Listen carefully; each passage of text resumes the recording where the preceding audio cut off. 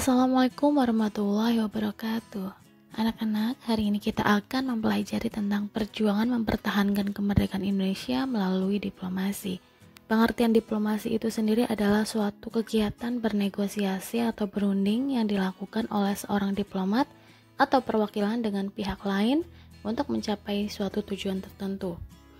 Jadi kalau sebelumnya kita membahas tentang perjuangan mempertahankan kemerdekaan melalui beberapa pertempuran, nah kali ini kita akan membahas dengan cara diplomasi atau perundingan. Yang pertama ada perundingan Linggarjati. Perundingan Linggarjati dilaksanakan pada tanggal 10 November 1946, namun pelaksanaannya berlangsung pada tanggal 11 sampai dengan 15 November. Untuk tempatnya yaitu di Desa Linggarjati, Jawa Barat. Perundingan ini dilaksanakan di Desa Linggarjati karena dianggap sebagai tempat yang netral atau tempat yang tidak memihak pihak manapun. Kemudian tokoh-tokohnya ada beberapa perwakilan, yaitu dari Indonesia diwakili oleh Perdana Menteri Sultan Syahrir. Kemudian dari Belanda ada Schemerhon, dan yang berperan sebagai penengah atau pemimpin perundingan adalah Lord Killorn yang berasal dari Inggris.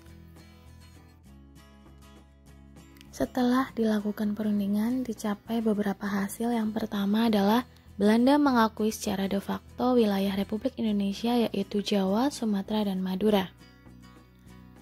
Kemudian hasil perundingan yang kedua adalah Belanda harus meninggalkan wilayah Republik Indonesia paling lambat tanggal 1 Januari 1949.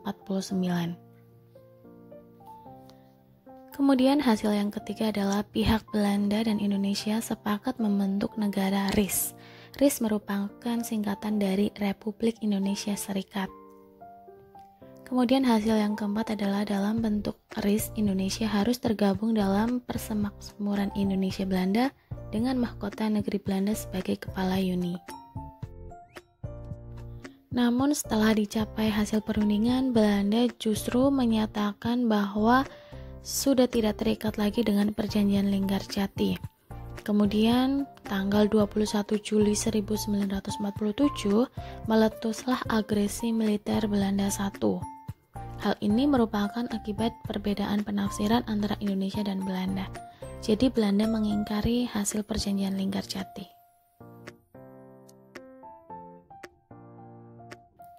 Kemudian ada beberapa fakta yang mewarnai berjalannya perjanjian Linggarjati. Ada beberapa hal yang perlu kalian ketahui tentang faktanya, yaitu sebagai berikut. Yang pertama diambil dari nama desa. Linggarjati atau Linggajati diketahui adalah nama sebuah desa yang berada di antara Cirebon dan Kuningan dan terletak di kaki Gunung Ciremai. Kabarnya pemilihan lokasi tersebut sebagai tempat perundingan karena dinilai netral bagi kedua belah pihak.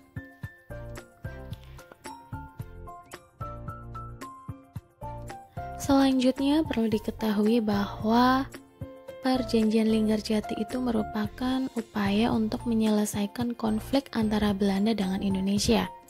Perundingan untuk menyelesaikan konflik antara Belanda dan Indonesia selalu berakhir gagal tanpa kesepakatan. Oleh karena itu, perjanjian ini dibuat agar kedua belah pihak dapat mengakhiri konflik dan persengketaan wilayah serta kedaulatan Republik Indonesia. Fakta yang selanjutnya adalah rumah pertemuan milik orang Belanda. Rumah besar yang dijadikan tempat pertemuan ialah milik Kulf Vannos. Ia adalah orang berkewarganegaraan Belanda sekaligus pemilik pabrik semen dan perajin ubin. Kabarnya Kulf juga menikahi perempuan berdarah Indonesia.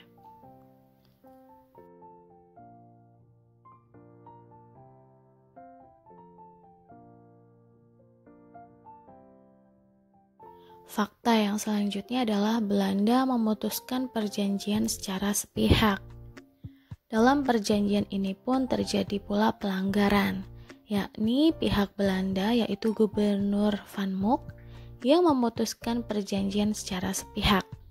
Van Mook mendeklarasikan bahwa Belanda tidak terkait dengan perjanjian tersebut. Padahal sebelumnya perjanjian Linggarjati sudah sama-sama disetujui, namun Van Mook memutuskan secara sepihak. Kemudian perjanjian ini juga berjalan alot. Pasalnya ada beberapa poin yang disepakati dan tidak disepakati oleh kedua belah pihak. Bahkan butuh waktu hampir 6 bulan baru dilakukan penandatanganan. Selanjutnya adalah melibatkan sejumlah tokoh. Selain pihak Belanda Indonesia, Inggris juga ikut menengahi perjanjian tersebut. Dari setiap kubu pun mengirimkan beberapa perwakilan. Dari Indonesia yaitu Sultan Syahrir dan beberapa anggotanya, kemudian dari Belanda ada Simmerhorn, dan dari Inggris sebagai penengah ada Lord Kiln. Setelah peristiwa agresi militer Belanda I yang terjadi pada tanggal 21 Juli, kemudian pada tanggal 1 Agustus 1947 Dewan Keamanan PBB mengeluarkan resolusi gencatan senjata antara Belanda dan Indonesia. Gubernur Van Mook dari Belanda memerintahkan gencatan senjata pada tanggal 5 Agustus. Kemudian pada 25 Agustus Dewan Keamanan mengeluarkan resolusi yang diusulkan Amerika Serikat bahwa Dewan Keamanan akan menyelesaikan konflik Indonesia-Belanda secara damai, yaitu melalui perundingan. Kemudian ada latar belakang perundingan Renville. Tanggal 29 Agustus 1947 Belanda memproklamirkan garis Van Mook yang membatasi wilayah Indonesia dan Belanda. Republik Indonesia menjadi tinggal sepertiga Pulau Jawa dan kebanyakan pulau di Sumatera, tetapi Indonesia tidak mendapat wilayah utama penghasil makanan. Blokade oleh Belanda juga mencegah masuknya persenjataan, makanan, dan pakaian menuju ke wilayah Indonesia. Tentunya ini sangat merugikan wilayah Indonesia ya teman-teman. Karena terjadi beberapa konflik yang tak kunjung selesai, maka diadakannya Perjanjian Renville. Perjanjian Renville merupakan perjanjian bersejarah antara Indonesia dan Belanda yang ditandatangani pada tanggal 17 Januari 1948. Perjanjian ini disebut sebagai Perjanjian Renville karena pelaksanaannya di atas kapal Renville. Perjanjian ini ditengahi oleh Komisi Tiga Negara atau yang disingkat KTN, yaitu Belgia yang dipilih oleh Belanda, Australia yang dipilih Indonesia, dan kemudian Amerika Serikat dipilih sebagai pihak netral. Faktanya banyak hasil dan isi perjanjian Renville yang merugikan pihak Indonesia. Berikut beberapa tokoh perundingan Renville.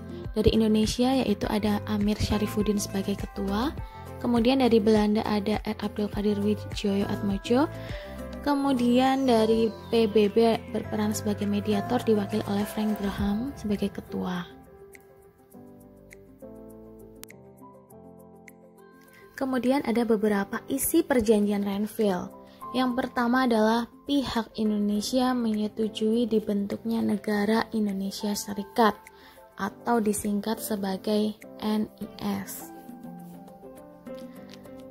Isi perjanjian yang kedua adalah Belanda bebas membentuk negara-negara federal melalui jejak pendapat. Kemudian isi yang ketiga adalah pasukan Republik Indonesia yang berada di daerah kantong harus ditarik. Daerah kantong adalah daerah di belakang garis Van Mook. Adanya perjanjian Renville terjadi beberapa dampak atau akibat. Dampak ini memang lebih banyak merugikan pihak Indonesia. Salah satunya isi perjanjian yang menyatakan bahwa wilayah Indonesia yang semakin berkurang dan banyak dikuasai oleh pihak Belanda. Selain itu, pasukan Indonesia pun harus ditarik mundur ke wilayah sendiri. Belum lagi blokade ekonomi yang dilakukan Belanda. Berikut beberapa dampak perjanjian Renville yang merugikan Indonesia. Dampak yang pertama adalah Indonesia harus menarik mundur pasukannya di luar wilayah kekuasaan yang telah disepakati.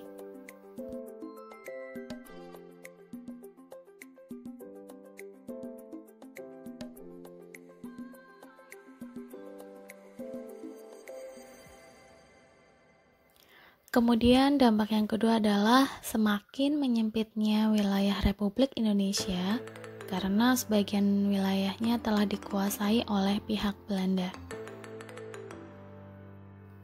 Kemudian lengsernya Kabinet Amir Syarifuddin atau mundurnya Kabinet Amir Syarifuddin karena dianggap menjual negara terhadap pihak Belanda. Selanjutnya, Belanda melakukan blokade ekonomi pada Indonesia. Kemudian untuk memecah belah Republik Indonesia, Belanda membuat beberapa negara boneka seperti negara Borneo Barat, negara Madura, negara Sumatera Timur, dan negara Jawa Timur. Negara boneka adalah ungkapan sebagai negara buatan Belanda. Pada tanggal 29 Desember 1048, Belanda melancarkan agresi militer Belanda yang kedua setelah sebelumnya menyatakan tidak terkait lagi pada hasil perundingan Renville. Lagi-lagi Belanda memutuskan secara sepihak. Selanjutnya ada Perjanjian Rumroyen. Latar belakangnya adalah diadakan Perjanjian Rumroyen karena adanya serangan tentara Belanda ke Yogyakarta dan adanya penahanan pemimpin Republik Indonesia, serta mendapatkan kecaman dari dunia internasional. Dalam agresi militer Belanda II, Belanda mempropaganda TNI telah hancur. Di sini Belanda mendapat kecaman di dunia internasional, terutama Amerika Serikat. Perjanjian Rumroyen diselenggarakan mulai dari tanggal 14 April sampai 7 Mei 1948. Pihak Indonesia diwakili oleh Muhammad Rum, kemudian dari pihak Belanda diwakili oleh Van Rooyen. Maka dari itu perjanjiannya dinamakan Rumroyen.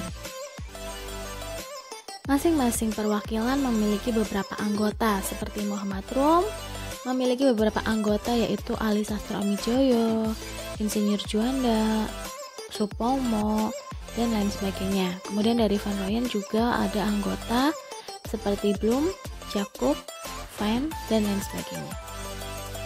Kemudian apa saja sih isi perjanjian dari Rumroyen? Isinya adalah pengembalian pemerintah Republik Indonesia yang dilaksanakan pada 24 Juni 49. Kemudian Karasidenan Surabaya dikosongkan oleh tentara Belanda dan tepat pada tanggal 1 Juli 1949, pemerintah Indonesia kembali berpusat di Yogyakarta setelah TNI menguasai suatu keadaan sepenuhnya daerah tersebut. Isi yang kedua adalah konferensi meja bundar diusulkan untuk dapat dilaksanakan di Belanda, tepatnya di kota Den Haag. Kemudian masalah penyelesaian permusuhan akan dibahas setelah kembalinya pemerintahan Indonesia ke kota Yogyakarta. Sebelum diadakannya konferensi meja bundar, terlebih dahulu dilaksanakan konferensi inter-Indonesia. Konferensi ini dilaksanakan sebelum KMB terjadi. Dalam konferensi ini untuk membentuk suatu negara federal yang akan datang ke Belanda untuk melakukan konferensi meja bundar. Kemudian latar belakang dilakukannya suatu konferensi inter-Indonesia ini bermula ketika hasil perjanjian Rumroyen yang menyatakan bahwa Indonesia ikut serta dalam KMB. Oleh karena itu, Republik Indonesia harus mempersiapkan diri dengan mengadakan suatu konferensi antar Indonesia yang dilakukan antara pihak Indonesia dan negara boneka bentukan Belanda. Kemudian latar belakang yang lainnya adalah suatu perubahan perilaku negara-negara PFO sehabis adanya serangan kedua Belanda yang kita kenal juga dengan agresi militer Belanda II. Karena simpati, negara-negara PFO ini lalu membebaskan beberapa pemimpin-pemimpin Indonesia. PFO juga turut andil dalam pelaksanaan konferensi inter-Indonesia yang berlangsung di kota Yogyakarta. Nah, perlu diketahui ya teman-teman, PFO itu merupakan Majelis Permusyawaratan Federal, yaitu sebuah komite yang didirikan oleh Belanda untuk mengelola Republik Indonesia Serikat selama Revolusi Nasional Indonesia. Karena sesuatu hal, PFO kemudian terpecah ke dalam dua kubu. Kelompok pertama menolak kerjasama dengan Belanda dan lebih memilih Republik Indonesia untuk diajak bekerja sama membentuk negara Indonesia Serikat.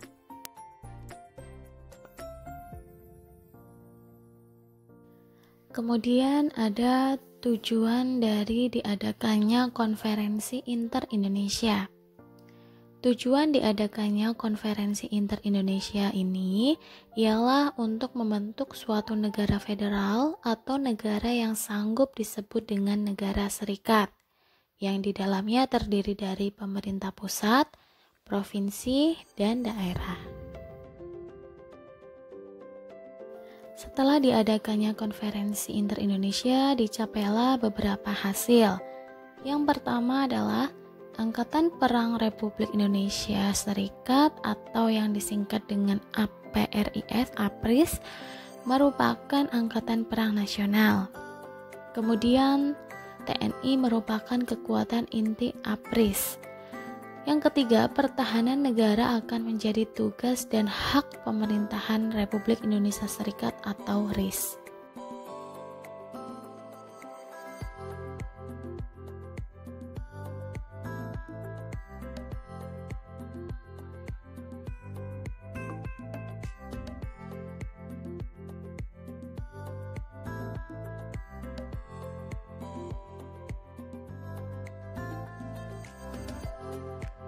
Setelah dilakukan persiapan melalui konferensi inter-Indonesia, kemudian diadakannya konferensi meja bundar atau disingkat KMB. Kemudian, apakah teman-teman tahu kapan KMB dilaksanakan? KMB dilaksanakan pada tanggal 2 November 1949. Kemudian, tempatnya di mana ya? Konferensi meja bundar dilaksanakan di Kota Den Haag, Belanda.